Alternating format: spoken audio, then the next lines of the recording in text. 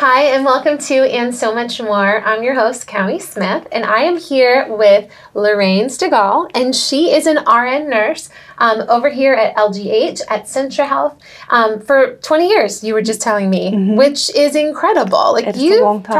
You probably have got some stories. I have a ton of stories. I do, unfortunately. Oh, well, we're going to be talking today specifically about Heart Month and Heart Health. February is Heart Month. And women's heart health specifically, just to dig in and you have such an incredible story. So I would love for you to share that with us. But first, like 20 years ago, you've been a nurse for 22 years, but 20 years ago, what brought you to Centra? I grew up in Lynchburg, and I left and went to Blacksburg for a while. I graduated from Virginia Tech and just stayed there. Oh, okay. And so I got a biology degree from Virginia Tech. And then I needed to do something else. So I ended up going to nursing school. And I started out for a couple years at Roanoke Memorial. Okay. And then ended up buying a house closer this side to Bedford. And so I ended up getting a job in Centra. I love it. So for 20 years. In the ER for 20 years. Yeah. So why don't you tell us your story? And so I know you've had the opportunity to share your story a few times with Heart Month. And so I don't want to give any spoilers out, but what is your Heart Health Heart Month story? My story is I was at work, and I went to get report at 7 in the morning, and I started having chest pain, like right in the center of my chest. And I'm an ER nurse for 20 years, and so I know what that means. At the age of, I was 49 at the time. It was last June, actually. And so, but I also know that I do not have high cholesterol. I do not have high blood pressure. I don't have a family history. And so it didn't make sense to me to have chest pain at work. Oh my goodness. You have all this like knowledge that most people don't have when they're just having chest pain. And so I denied it. And you denied it. I denied it. That's what women do. That's what nurses do. And so I pressed on. So a couple of nurses, Daphne and Katie, took me in the back and we did an EKG. And the EKG was normal. Of course, you can have a heart attack and still have a normal EKG, really. And so I went, it was Stuart Kettinger that made me go back there too to get an EKG. He came in and it's like, you have to get an EKG. But I was like, I just ran 4 miles of hills this week twice. And the day before, I kayaked 11 miles. Oh, my goodness. So I knew if I were going to have a heart attack or had heart issues, it would have been when I'm doing one of those. Everything was elevated. Yeah. So because when it started, I was getting report. I wasn't doing anything. But so we did the EKG, and Stuart Kettinger said, you have to do another one in 30 minutes. And I was like, well, whatever. They were on you. What an incredible team. I know. They saved my life, really. Wow. All of them saved my life more than one time. So I went back to work, and I did not go to get my EKG. And Dr. Kettinger was like, Louraine, I told you to get an EKG in your past time getting your EKG. I was like, fine, I'll go get my EKG. So I went and got another EKG, and he saw a little something, but it's nothing to, activate the cath lab or anything for. So I went back to work, and I remember my son was being deployed, and so I was like a nervous wreck about that. My other son had just wrecked a vehicle, and he was fine, but I was nervous about that. But I was under a lot of stress, and my job is stressful. And so I guess that probably contributed to it, even though I was having all those other things in my favor. So I said I was having an ulcer. I told Dr. Kettinger, I'm like, I think I'm having an ulcer. And Dr. Kettinger's like, you think you're having an ulcer right here in your chest? And I was like, ugh, okay, maybe not. So the pain had gone away, and I was walking down to a patient's room. And as I was walking, I put my hands on my hip and just like leaned back because it was hurting. And he had been watching me, like Dr. Kettinger, probably everybody was watching me, and I just heard him yell down the pod. He's like, you're checking in. He's like, you're having pain again, aren't you? And I was like, yeah, a little bit. And he's like, you're checking in. And so I did, and I just thought I was going to get lab results and probably have an ulcer, which I did not. So my troponins came back elevated, which indicates a heart attack. And I could not fathom that. So you had had a heart attack? I had had a heart attack. I had damage to my heart, Goodness. which is what those labs indicated. And so I was like I don't know, I was like, every time he walked in the room, I teared up and I had tears coming down my face. And I was on the heart monitor and my heart would go up to 130s, 140s every time a doctor or nurse walked into my room because I was just so nervous. And I could not figure out why I would have a heart attack at 49 with everything that I do. So Dr. Lee came in and she's a cardiologist and she thought I had, I can't think of the name of it now, it escapes me. It's the broken-hearted syndrome. Okay, yes. I can't think of the name of it, of course. It's going to come to you. She thought I had that. And Yell it out when you think about it. And so she was going to send me to get a certain kind of CT to check for that. Okay.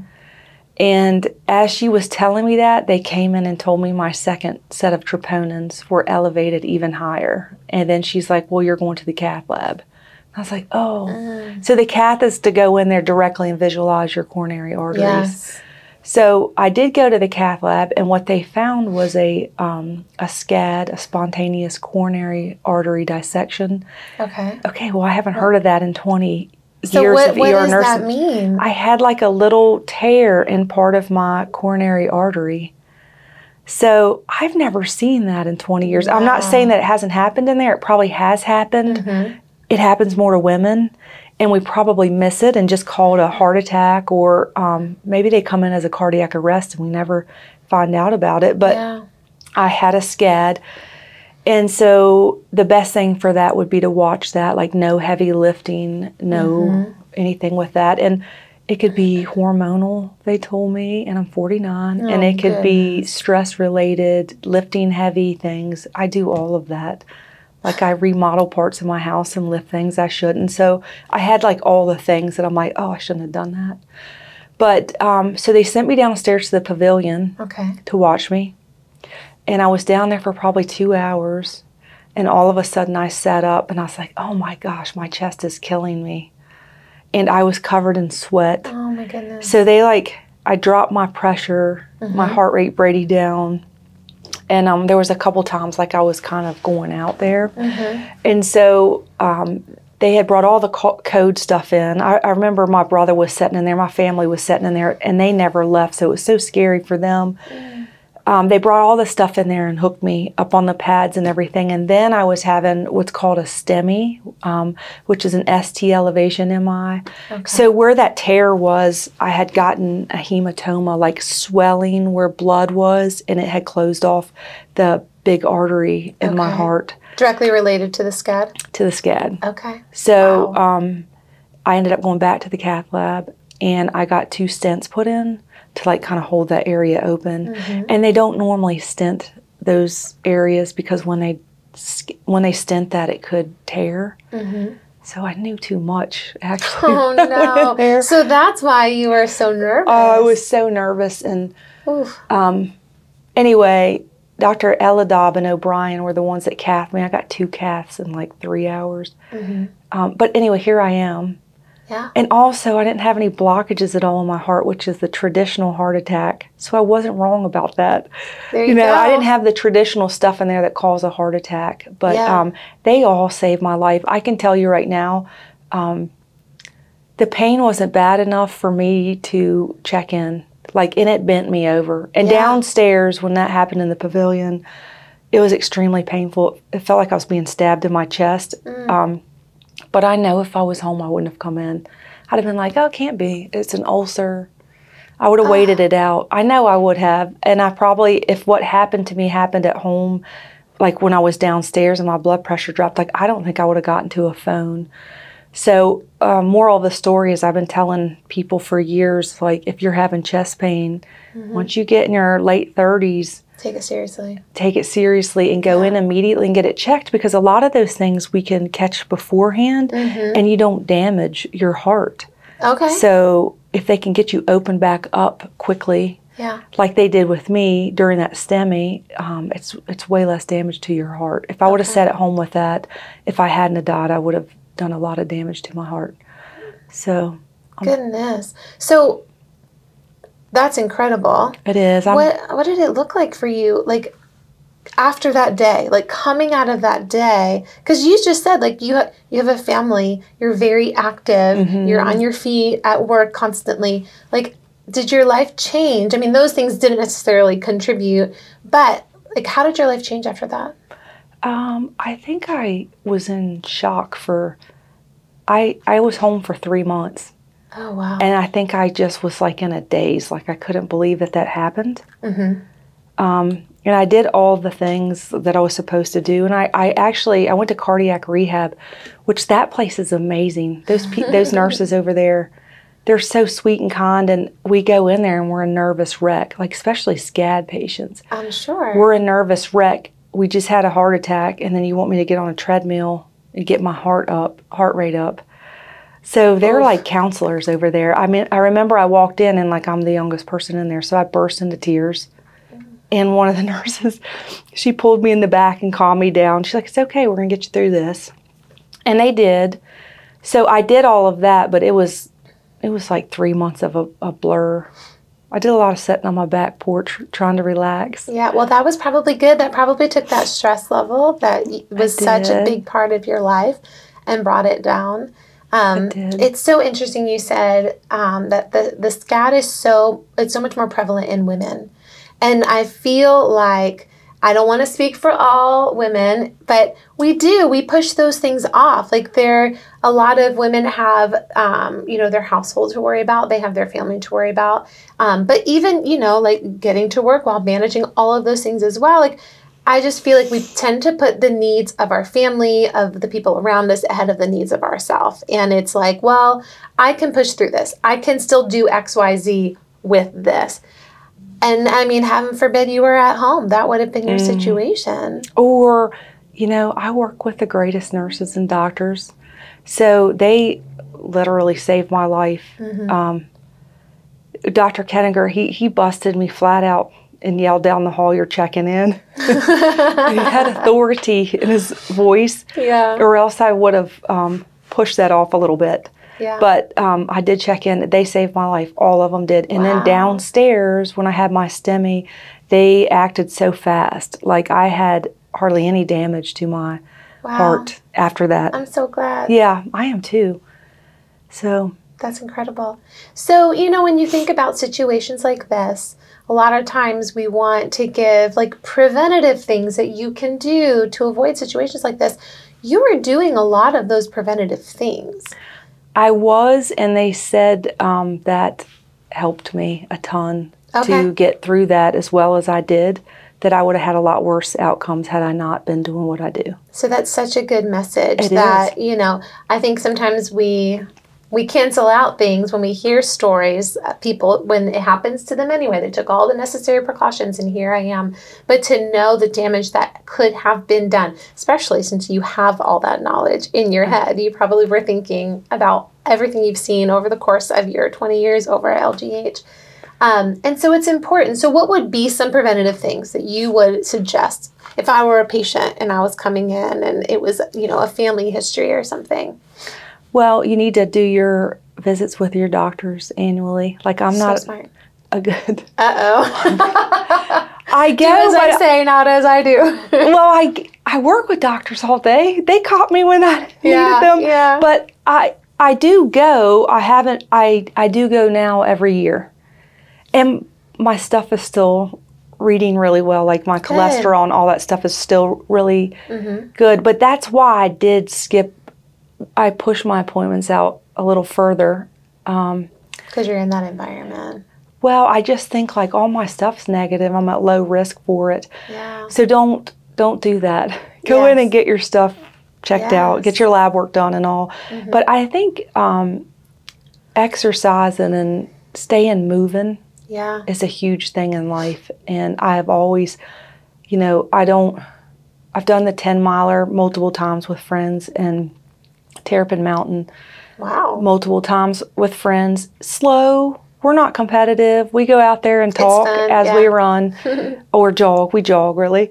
But it's like a huge stress reliever to do that. And I think like just staying active and trying to eat healthy, and we still sneak cookies and stuff in the ER, but just, in moderation. Yes. I feel like we can't, you don't ever want to label food, that's bad food. But it's called fun food for a reason. That's right. We label it fun food in my house because we don't ever want to be like, this is bad. But, it's so interesting. I just had this conversation with my daughter. She's 9, and she wants to be healthy. And so talking with her about eating food that's healthy for you without labeling it bad food has been like it's been such a huge message. But I think you got to think about just eating food from the ground, food that hasn't been processed. That's right.